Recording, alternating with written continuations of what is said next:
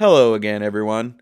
Over the holidays, I visited Pittsburgh's Andy Warhol Museum with my family. It's a wonderful tribute to one of pop art's true pioneers. Also, balloons. While I was there, I noticed this blurb on a wall detailing his work. 1984, made a music video with Don Monroe for the Cars song Hello Again. Warhol was featured in the video. This got me curious. I of course knew of Warhol's film work, including producing horror movies and his famous screen tests. But I had never seen this music video he directed, and boy was I in for a surprise. How did this happen? How did this artistic icon produce this utter garbage? And why did they have Rick Ocasek unconvincingly play a switchboard operator?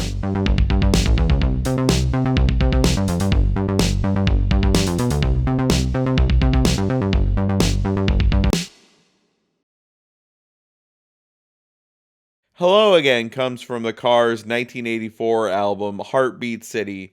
The band hired producer Robert John Mutt Lang to craft the album after his successful work with AC/DC and Def Leppard. This new blood caused friction within the band, with Lang micromanaging their playing and yelling at Elliot Easton about guitar tuning. I remember tuning up after every take on guitar. He'd say, "Check the tuning, man." It could be a 3-note punch-in, and he'd have me check the tuning. This went on and on. We were there for almost a year, and by the end of it, I got frustrated. One day, I just gave him the guitar and said, "You tune it. I can't take this anymore." So obviously, things were stressful. Lang did end up singing backing vocals on the song, with Ocasek singing lead and Easton crafting the song on synth. I had a Roland GR300 guitar synthesizer, and it's on Hello Again for certain effects.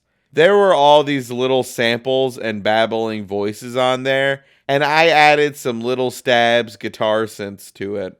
The Cars had begun their career before MTV and the music video in general, but as their sound became synonymous with the 80s, they began to use the network to their advantage. Since they had had 3 performances shown on the first air day, the Cars only had one other video on the channel, 1982's Since You've Gone, but that was all about to change with the release of Heartbeat City. Hello Again was the 4th single off the album, behind You Might Think, Magic, and Drive, each one of which had an iconic video. So what did they do for single number 4? Unfortunately, this.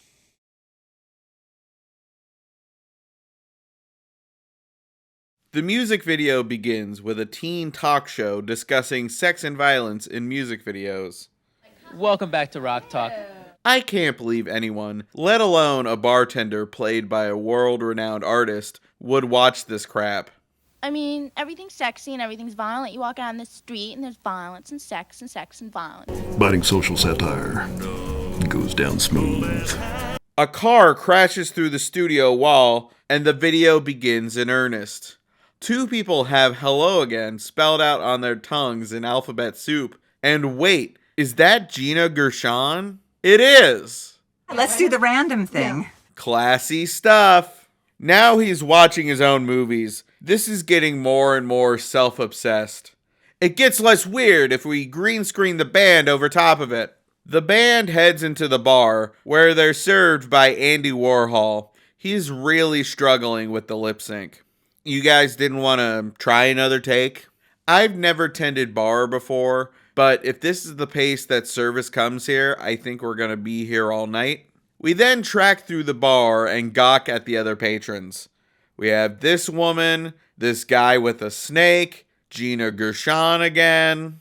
They definitely have those earrings on backwards. I was about to make a comment about Rick not eating the Jell-O, but I'm going to be honest, I don't know that I would want to eat this Jell-O either. It was probably sitting out all day. Why does it look so good on his profile shots, but then it's obvious green screen on his close-ups? It makes no sense. Some argue that rock videos have all but replaced live performances, but as Gene Wolfe found out, the day videos take the place of performing for the Cars, that'll be the day the Boston-based band says quits. The album went to number 3 on the Hot 200, and the song hit number 20. Considering that it's the 4th single on the album to hit the top 20, the band was riding high. The VHS video album for Heartbeat City contains a making of for the video, and it's fascinating to watch Andy Warhol work. Just seeing him try to lip sync the lyrics is a delight, even though he is absolutely awful at it.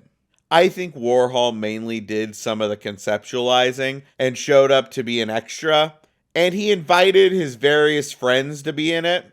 It was like any video shoot, but with a more interesting cast of characters. And you could always look over on the set and go, hey, that's Andy Warhol. You're sort of the creative designer behind this whole thing, aren't you? Yeah, so but giving free drinks is the hardest thing to do. And yeah, I'm sure that Andy Warhol wasn't heavily involved in the planning of every shot, just like I'm sure that when he produced Flesh for Frankenstein, he wasn't sitting in a back room with an adding machine figuring out SAG residuals. But it really feels like more of an Andy Warhol production than a Cars video. It's not as though the other co-director, Don Monroe, has a ton of credits either. His only other directorial work is a video for Walter Stedding's Secret Spy and episodes of Andy Warhol's TV, both of which Warhol also produced. So let's not act like this guy is an auteur, flexing his directorial bona fides over Andy Warhol, of all people. Well, I've been doing the TV show for about 5 years, and it was kind of a logical extension of what we were doing in the TV show, to do musical, fashion, rock and roll kinds of things. Andy met the Cars, and the Cars liked the show, and so they decided that they wanted to use our studio. So what about my sex life? It's great. Rick said Warhol stood there behind the bar for about 4 or 5 hours in that one position, just staring out into the bar and watching everything that was going on. Never moved. He thoroughly enjoyed doing that. I've tried to use directors that have never done videos and tried to make sure that their view on, what that particular song represented was surreal enough to not really depict it literally. Drummer David Robinson had researched video directors, intending to hire music/directing duo and my own personal nemesis, Godley and Cream, to create a piece for MTV. Luckily, cooler heads prevailed. I wrote it all up, all the information, and gave it to Elliot Rogers, David says. I could just see him throwing it in the trash. Never came up. I spent 2 weeks just listening to them and making notes about them and comments about different videos. Nothing. Never heard anything about it at all. Charlex is the creative force behind the Emmy Award-winning Open to Saturday Night Live and the highly acclaimed music video by the Cars entitled You Might Think. Instead, they got Charlex, Charlie Levi, and Alex Whale to direct the You Might Think video. It's a horrendous nightmare cartoon where Rick's face gets grafted onto a fly and he harasses a woman in the tub. This was my other option for a Cars video, by the way, but it seems too intentionally ridiculous, and I don't mess with that. This apparently cost $400,000, which, my God, that's $1.239 million 2026 spent on this. But hey, it won the first Video of the Year award, so who am I to judge? Ladies and gentlemen, the guy who revs the Cars into high, Mr. Rick Ocasek. All right.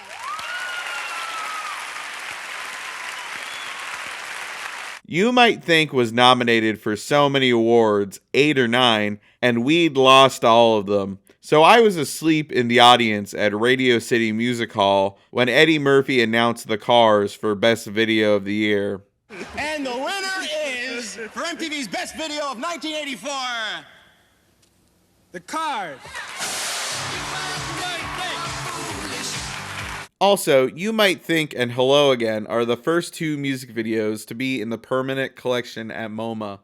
I really think they played up the Andy Warhol angle when they chose it. But it's by an artist. You wouldn't understand. He's an artist.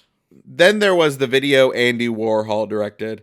Some of the footage in there was from his film Kiss, the guy and the girl rolling around.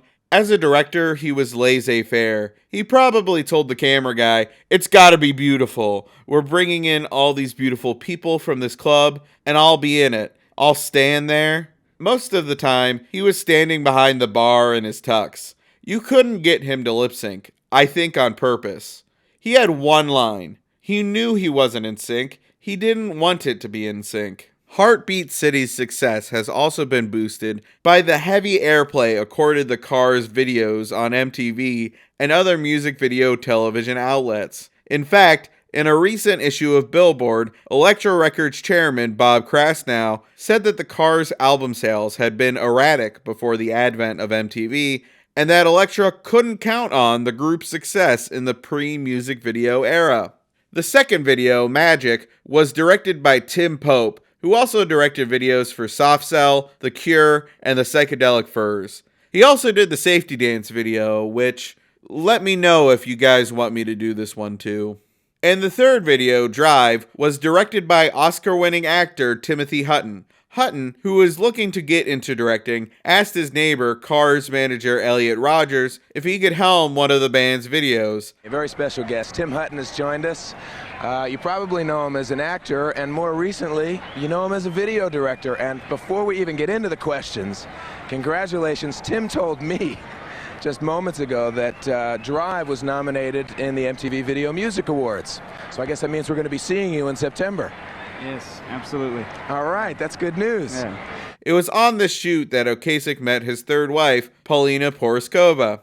I was surprised that Hutton directed what I consider to be the best Cars video. Maybe it was because he wasn't caught up in what a typical video looked like and could take some risks. He would only go on to direct one other video, Don Henley's Not Enough Love in the World.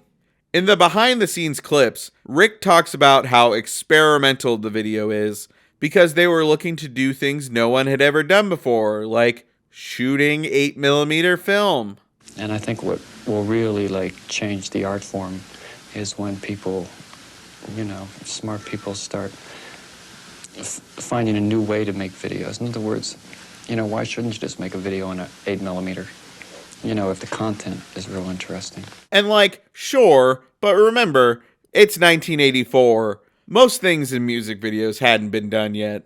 It's kind of quaint to look back on 3 years of mainstream music videos and say, we're getting pretty wild. Check out our smaller film format.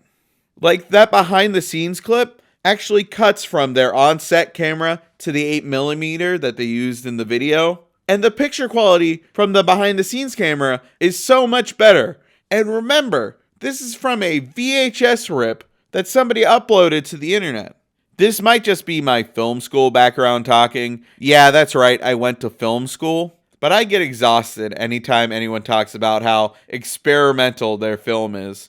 It feels like a defense mechanism. Typically, if your experiment worked, you don't call it an experiment. You just say, hey, look at this thing I made. You tried and failed, that's fine. Just don't try to pass it off as something it's not. Could you imagine if every episode of Bad Music Video Theater just ended in random film clips I had lying around for absolutely no reason? It's experimental and therefore above criticism.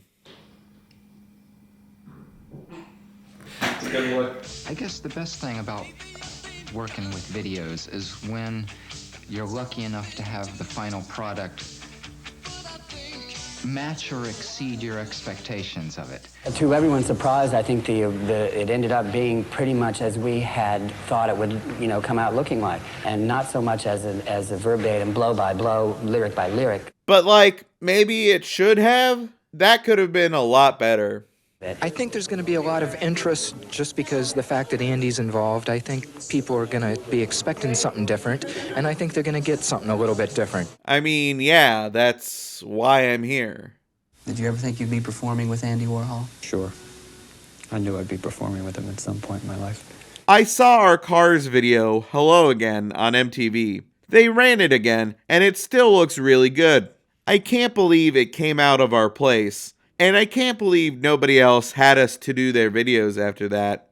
Andy Warhol famously dipped his toes into the music world before, creating iconic album covers and producing the Velvet Underground, so I'm really surprised that he didn't try his hand at directing more videos. Then again, maybe everyone saw him try to lip sync and decided not to hire him.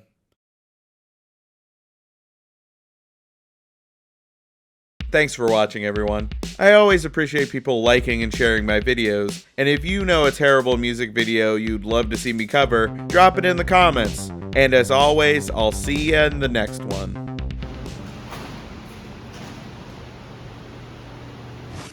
Well, these videos they're only 3 minutes long, but they take, so much time to do. Why is that?